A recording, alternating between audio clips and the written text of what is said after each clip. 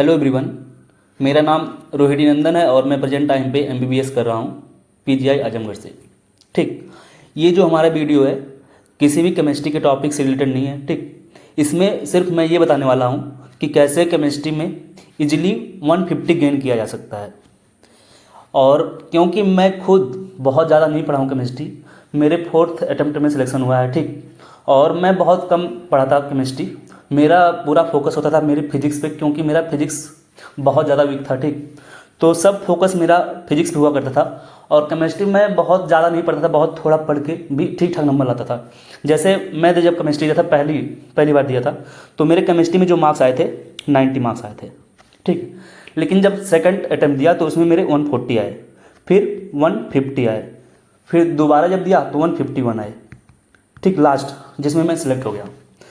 तो और सोचो कि मेरे मार्क्स जो थे बहुत पास में थे, तो मैं सोचा था कि बस अब 150 तो आने ही लगे हैं। ठीक, तो ज़्यादा मुझे अब फोकस करना है फिजिक्स पे, ताकि उसमें भी 150 आ जाए और बायोलॉजी में 340 आ जाएंगे तो सिलेक्ट हो जाऊंगा। तो मेरी स्ट्रेटजी रहती थी, तो बहुत कम फोकस करता था केमिस्ट्री पे। और कैसे किया, ठीक है, यही मैं बताने वाला हूँ कि तुम लोग भी अगर सिर्फ 150 प्लस ही लाना चाहते हो, मतलब 150 के करीब में लाना चाहते हो, तो ज़्यादा फोकस नहीं करना है, ज़्यादा चीज़ें ज़्यादा बुकें नहीं पढ़नी है। बहुत कम बुक पढ़ के भी 150 लिया जा सकता है। ठीक है, 150 स्कोर इजीली कर सकते हो। बस मैं यही बताने वाला हूँ। अब बहुत लोग सोच रहे होंगे क्या अब एक महीने में मैं बताने वाला हूँ 0 से 150, तो इस वीडियो को स्किप कर देना। ठीक, क्योंकि अब पॉसिबल नहीं है। बहुत सी दीदी भैया तो बना रहे हैं वीडियो क्या कि 0 से 500। ठीक, तो ऐसे दीदी भैया को तो मैं रेलने वाला हूँ बहुत जल्द।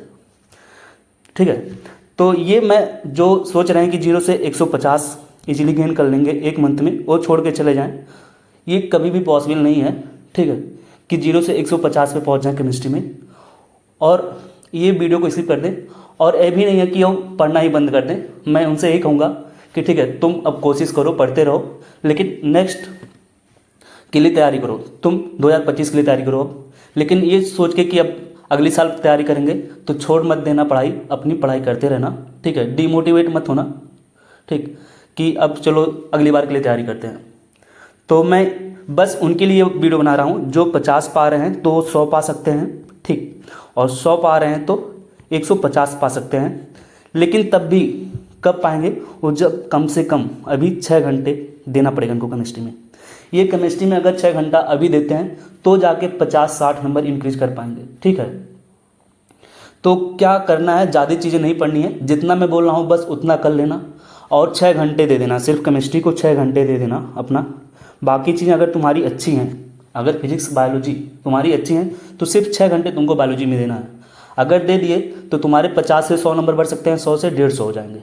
ठीक है, तो क्या करना है ये मैं बताने वाला हूँ। देखो क्या क्या चीज़ें तुमको कैसे पढ़नी है। जैसे बहुत लोग थ्योरी पढ़ते हैं और कॉन्सेप्ट, सबसे पहले यही हमको पढ़ना होता है केमिस्ट्री में। सबसे पहले तुम क्या करोगे, किसी भी चैप्टर को उठाओ, पहले उसके थ्योरी पढ़ो और कॉन्सेप्ट पढ़ो। अब मैं ये इसी एक मंथ के लिए ही बता रहा हूँ, एक मंथ के लिए बता रहा हूँ, जिसके मार्क्स 50 से आ रहे हैं या 100 आ रहे हैं उनके लिए। ठीक, और वो अपना इंक्रीज करना चाहते हैं 50 से 100 और 100 से 150, उनके लिए सिर्फ है। ठीक है, तो देखो यदि वो थ्योरी और कॉन्सेप्ट, पहले अगर कोई भी चैप्टर शुरू करना है उनको पहले थ्योरी पे पढ़ना है और उसका कॉन्सेप्ट देखना है। ठीक, इसको करने के बाद देखो, अब बहुत लोग का होगा कि वो ओल्ड उनके पहले से खुद के नोट्स होंगे, या बहुत लोग कुछ होंगे जो नोट्स बनाए ही नहीं होंगे। ठीक है, तो जिसके पास पहले से नोट्स हैं वो उसी नोट्स को फॉलो करना है। ठीक है, कोई और अदर नोट्स ना देखना। ठीक है, नहीं तो परेशान हो जाओगे। डिफरेंट नोट्स से कोई मतलब नहीं होता है। ठीक, सिर्फ तुम्हारे पास जो पुराने नोट्स हैं उसी को खूब अच्छे से तैयार करो। ठीक, और जिसके पास कोई नोट्स नहीं है अब वो अपना नोट्स बनाएं, लेकिन नोट्स कैसे बनाना है ये मैं बताऊंगा उनके लिए। देखो, जिसके पास कोई नोट्स नहीं है बस वो क्या करें, जैसे कोई किसी का भी पीडीएफ कहीं से निकालें। अब यही कर सकते हैं कि किसी के पीडीएफ हो, पूरा पीडीएफ लो, वहाँ से बनाओ। ठीक, अब नोट्स बनाने का तुम्हारा टाइम नहीं है कि नोट्स पूरा बना रहे हो पूरे चैप्टर का। ठीक, तो नोट्स मत बनाना इस टाइम, किसी का भी पीडीएफ निकालो कहीं से और उसको अच्छे से तैयार कर लो, उसके कॉन्सेप्ट को। फिर बहुत लोग सोचते हैं क्या अब एनसीईआरटी पढ़ें क्या। देखो, अब तुम उसको पढ़ लिए, उसके नोट्स को पढ़ लिए, तो बहुत लोग फिर सोचते हैं अब तो मैं इतना कर लिया हूँ, क्या एनसीईआरटी मुझे पढ़ना चाहिए अब इस टाइम, एक मंथ बचा है। तो जो पहले से एनसीईआरटी पढ़े हुए हैं, जो पहले से एनसीईआरटी पढ़े हुए हैं वो एनसीईआरटी को पढ़ सकते हैं, वो एनसीईआरटी को पढ़ सकते हैं, ठीक है।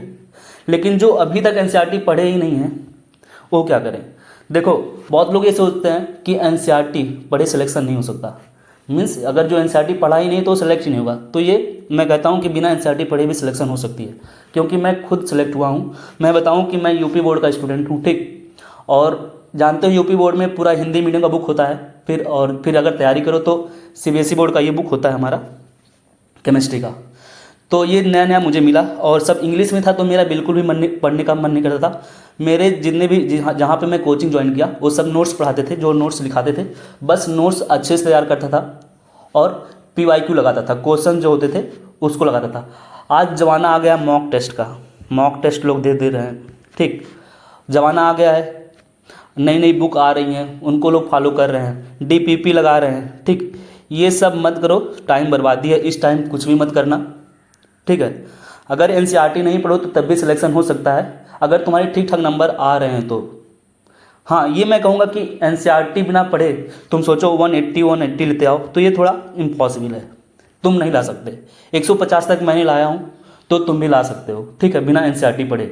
लेकिन तुम्हारे कॉन्सेप्ट अच्छे से क्लियर होने चाहिए, जो कि मेरे थे, तो मुझे एनसीईआरटी की जरूरत भी नहीं पड़ती थी। तुम इतना कर सकते हो, अगर पहले से एनसीईआरटी पढ़ो तो एनसीईआरटी पढ़ लेना, छोड़ना मत। अगर नहीं पढ़े हो तो क्या कर सकते हो, इंडेक्स के क्वेश्चन लगा सकते हो, क्योंकि मतलब इधर 2-3 क्वेश्चन इंडेक्स से आ ही जा रहे हैं केमिस्ट्री के, ठीक। और ज़्यादा क्वेश्चन होगा नहीं, मुश्किल से 70-80 क्वेश्चन ही होंगे पूरे केमिस्ट्री के, तो उसको छोड़ो मत, उसको तुम लोग लगा लो, ठीक है। ताकि मतलब 2-3 क्वेश्चन तुम्हारे अगर सही हो जा रहे हैं तो बहुत अच्छी बात है, ठीक। तो जैसे देखो इंडेक्स के क्वेश्चन है, मैं ऐसे ले लिया हूँ बस बताने के लिए कि कौन से इंडेक्स के क्वेश्चन है हमको करना है, तो इसको तुम देख लेना इंडेक्स के क्वेश्चन। और क्वेश्चन प्रैक्टिस कहाँ से करना है, सबसे दिक्कत ये होता है कि क्वेश्चन प्रैक्टिस कैसे करें। क्वेश्चन प्रैक्टिस देखो, इस टाइम अगर तुम कुछ नहीं किए हो, कहीं से भी क्वेश्चन प्रैक्टिस नहीं किए हो, तो सिर्फ पीवाईक्यू फॉलो करना, केवल और केवल पीवाईक्यू, उसी को देखो, कई बार लगाओ, ठीक है। मान के चलो कि एक दिन में अगर फिजिकल केमिस्ट्री के लगभग 30 चैप्टर हैं, लगभग नियर अबाउट 30 हैं, तो एक चैप्टर एक दिन में निपटाने की कोशिश करो, ठीक है। यदि तुम और भी बुक लगाए हो तो तभी फॉलो करना, दूसरे बुक पे मत जाना, केवल पीवाईक्यू पे फोकस करना, यदि कुछ भी नहीं किए हो तो। और अदर बुक भी फॉलो किए हो जो एनसीईआरटी बेस्ड है, उसको तुम लगा सकते हो, यदि पहले से लगाए हो तो उस पर। और सब क्वेश्चन अब नहीं लगाना है जो तुम स्टार मार्क किए होते हो, जैसे मैं करता था कि जो मुझे नहीं आता था उसको मैं स्टार मार्क करता था, और जल्दी जल्दी रिवाइज करने के लिए सिर्फ मैं केवल वही क्वेश्चन करता था। तो तुम भी वही मेथड अपनाओ, ठीक है, ताकि तुम लोग जल्दी जल्दी रिवाइज कर सकते हो, क्योंकि सबसे प्रॉब्लम होता है क्वेश्चन को रिवाइज करना, ठीक। रिवाइज जैसे बोलते हैं ना लोग कि कैसी चीज़ें, अब हम लोग पुरानी चीज़ें रिवाइज कैसे करें। रिवाइज करने का एक ही तरीका है इस टाइम कि तुम पूरा, अगर पढ़े हो केमिस्ट्री अच्छे से तो पूरा चैप्टर पढ़ने की ज़रूरत नहीं है, तुम उसके पीवाईक्यू उठाओ, जो क्वेश्चन तुम लगाए हो उस बुक के क्वेश्चन लगाओ। सब क्वेश्चन नहीं लगाने हैं, जो तुमको थोड़ा सा डाउट में रखे होगे तो उसको भी स्टार मार्क करते हो, जो थोड़ा अच्छा क्वेश्चन लगता है कि ये वाला क्वेश्चन आ सकता है। क्योंकि जब लोग प्रिपरेशन करते हैं ठीक ठाक उनका तैयार हो जाता है ना, तो उनको लगता है कि चीज़ें अभी ये वाली क्वेश्चन आ सकती है, जो मुझे खुद लगता था कि ये वाली क्वेश्चन आ सकती है, ठीक, यहाँ से क्वेश्चन आ सकता है। उस टॉपिक को खूब अच्छे से तैयार करो, उसको छोड़ना नहीं है, जो नहीं आया उसको भी अच्छे से तैयार कर लो, ठीक। ऐसे करना है रिवाइज, पूरा चैप्टर अब पढ़ने के टाइम नहीं रहेगा, क्योंकि और भी चीज़ें तुमको तैयार करनी है। देखो ये पीवाईक्यू है, तो पीवाईक्यू लगाओ, केवल पीवाईक्यू लगाओ। और कैसे क्या करना है, पीवाईक्यू सिर्फ लगाना नहीं है। पीवाईक्यू जैसे मान लो, अब देखो कोई भी तुमको पीडीएफ मिल जाए पीवाईक्यू का, उस पूरे पीडीएफ खोलो और उस क्वेश्चन के अराउंड जो कॉन्सेप्ट बन रहे हैं, ठीक है, एक शॉर्ट नोट की तरह से। जैसे ये देखो क्वेश्चन किससे रिलेटेड है, ये साइज से रिलेटेड है, तो साइज से रिलेटेड जो कोई भी अब नोट्स नहीं बनाए हो, जो कोई नोट्स नहीं बनाए हैं उनके लिए कि एक शॉर्ट नोट ऐसे ही बस उसी के पास में बनाओ, कहीं पे बनाओ मत, उसी के पास में ही बस लिखते जाओ कॉन्सेप्ट। जैसे साइज का है ना, तो साइज किस से रिलेटेड जितने भी मतलब उसके कॉन्सेप्ट्स हैं, मतलब जिससे क्वेश्चन तुम्हारे लग जाएँ, बस उतने करने हैं, ठीक है। ये था तरीका मेरा भी।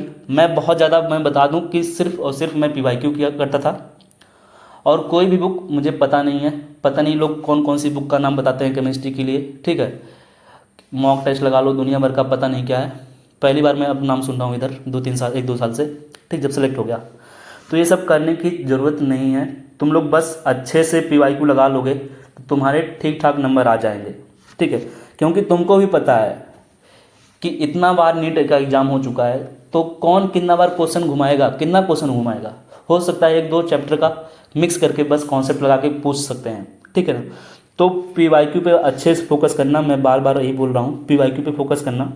इसके अच्छे से कॉन्सेप्ट बस तैयार कर लो, तुम अच्छा मतलब एक 150 प्लस तो इजीली स्कोर कर सकते हो। क्योंकि मैं बस इतना ही किया था, ये रियलिटी है, ठीक है ना।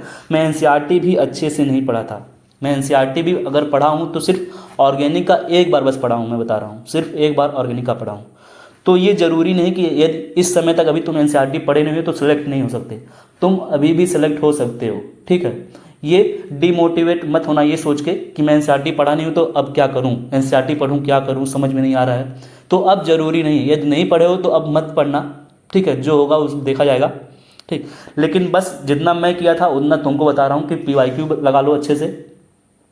और हर साल का मैंने बताया ना मार्क्स मेरा कितना केमिस्ट्री में आया था। पहली बार 90 आया था, उसके बाद 140 आया, 150 आया, 151 आया।